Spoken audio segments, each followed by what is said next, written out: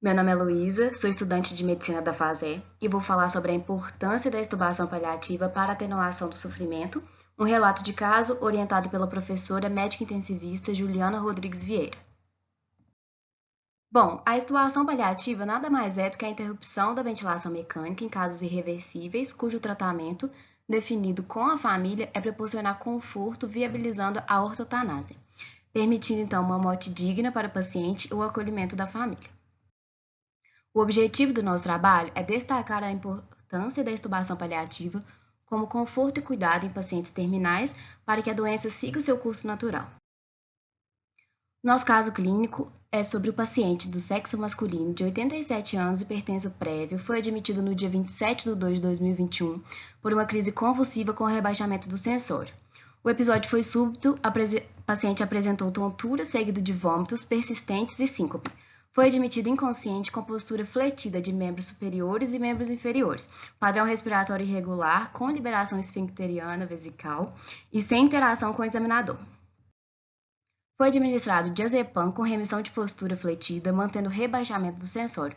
Por isso, então, optou-se por intubação orotraqueal em sequência rápida, a fim de proteção das vias aéreas, e o paciente foi mantido sedado por 24 horas com midazolam, transferido para CTI, onde foi confirmado o diagnóstico de AVE de tronco encefálico hemorrágico através da TC de crânio.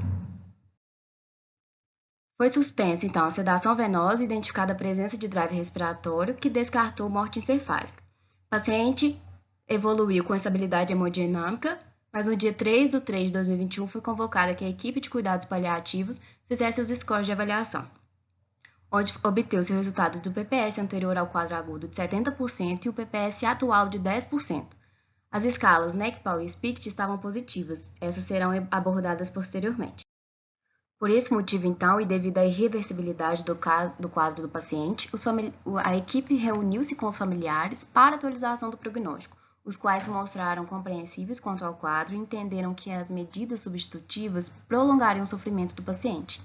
Então, no dia 4/3, foi definido a extubação paliativa e, como preparativo, foi administrado diurético, corticoide e iosina, a fim de reduzir o edema e as secreções e evitar um evento conhecido como estridor pós-extubação. O paciente, então, foi mantido confortável, recebendo noradrenalina e faleceu aproximadamente 10 horas após a extubação. A família estava presente. Bom, são utilizados alguns instrumentos para identificação de pacientes em situações de doença grave e que são elegíveis para tais cuidados paliativos. Esses instrumentos são as escalas NECPAL, a escala SPICT-BR e a escala de performance paliativa, conhecida também como PPS. A escala NECPAL, ela aponta parâmetros clínicos de declínio funcional e nutricional.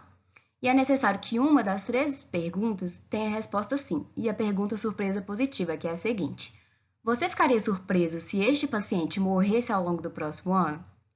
Para ser considerado positivo, a resposta deve ser que não surpreenderia.